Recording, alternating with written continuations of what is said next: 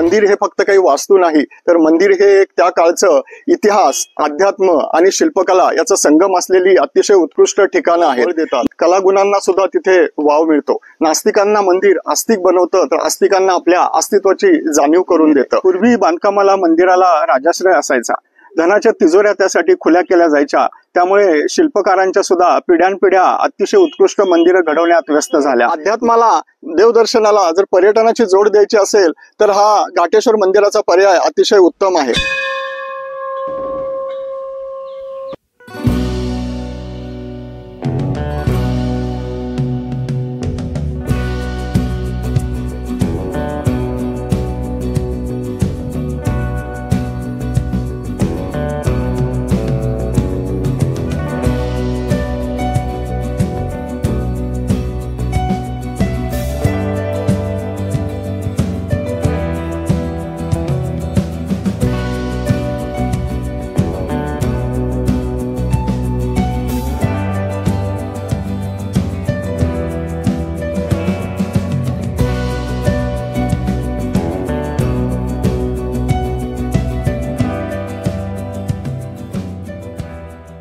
जय शिवराय मंडळी. डॉक्टर प्रसाद ट्रॅव्हलिंग या युट्यूब चॅनलमध्ये तुम्हा सर्वांचं पुन्हा एकदा स्वागत. मंडळी, आपल्या महाराष्ट्राला राकट देशा, कणखर देशा, दगडांच्या देशा असं म्हटलं जातं. त्याचबरोबर मंदिरांच्या देशा असं म्हटलं तरी काही वावगं ठरणार नाही.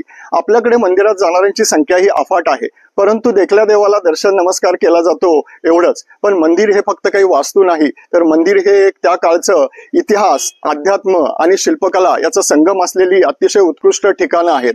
महाराष्ट्रावर म्हणा, भारतात म्हणा, राज्य केलेल्या अनेक राजवटींमध्ये विविध बांधकाम शैलीमध्ये मंदिरं बांधली गेली.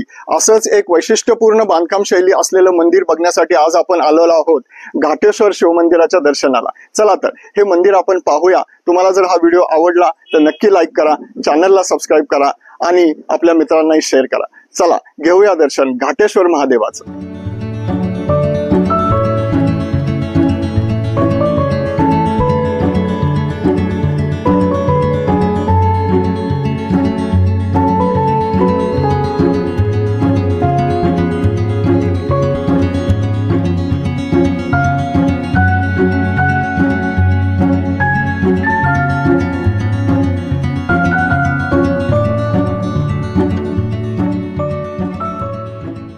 मंडळी, मंदिरात का जायचं?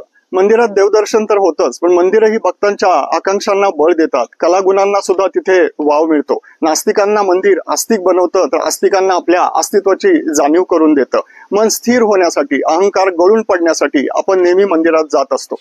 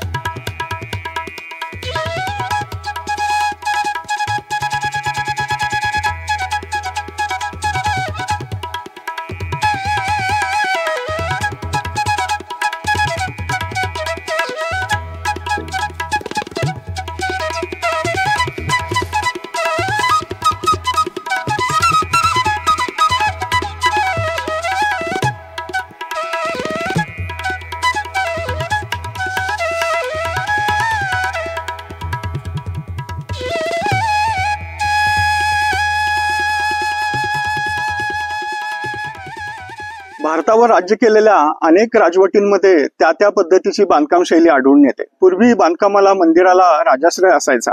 धनाच्या तिजोऱ्या त्यासाठी खुल्या केल्या जायच्या. त्यामुळे शिल्पकारांच्या सुद्धा पिढ्यानपिढ्या अतिशय उत्कृष्ट मंदिरं घडवण्यात व्यस्त झाल्या.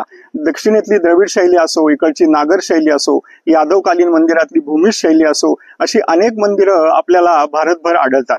हे जे घाटेश्वर मंदिर आहे याचं बऱ्यापैकी निमुळतं होत जाणारं शिखर जे आहे ते नागर शैलीमध्ये मोडलं जातं.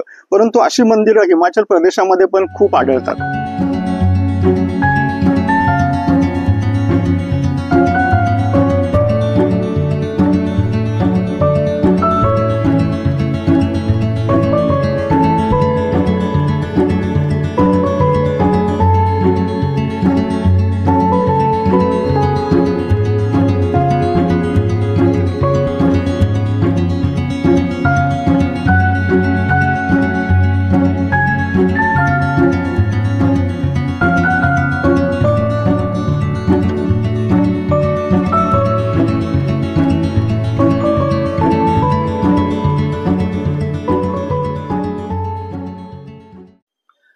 हत्यारे साधने बदलली गेली आहेत, पण पूर्वीची कला अजूनही टिकून आहे.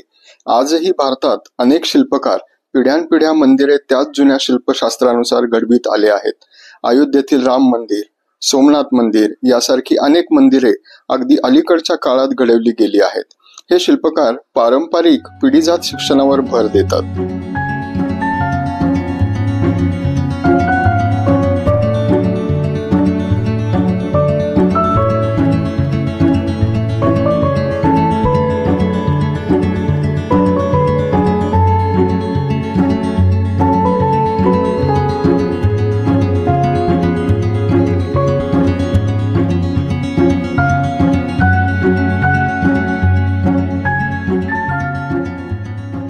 पावसाळ्यात तर या घाटेश्वर मंदिराचं सौंदर्य अधिकच खुलून येतं.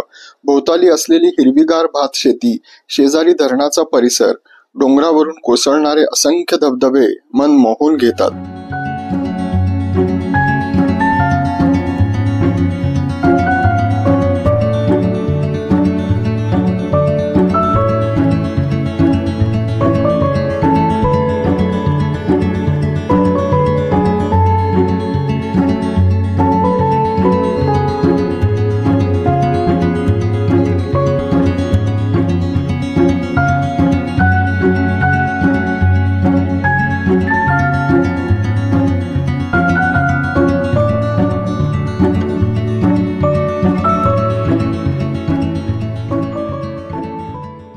घाटेश्वर शिवमंदिराचं दर्शन घेतल्यानंतर अवघ्या 2 ते 3 मिनिटाच्या अंतरावर आपण येऊन पोहोचतो ठोकरवाडी धरणाच्या बॅकवॉटर मध्ये. अतिशय सुंदर असा हा परिसर आहे, निसर्गरम्य ठिकाण आहे. तुम्हाला जर अध्यात्माला, देवदर्शनाला जर पर्यटनाची जोड द्यायची असेल तर हा घाटेश्वर मंदिराचा पर्याय अतिशय उत्तम आहे. थकवलेल्या रुटीन मधून आपल्याला विरंगुळ्याचा एक क्षण कुटुंबीय समवेत इथे नक्कीच घालवता येतो. आणखी काही दिवसानंतर जेव्हा मान्सूनचा पाऊस जोर धरतो तेव्हा या खंडी परिसरांमध्ये अक्षरशः हे धबधब्यांचं गाव म्हणून ओळखलं जातं. तर या मान्सून मध्ये तुमच्या चेकलिस्ट मध्ये हे नक्की ठेवा.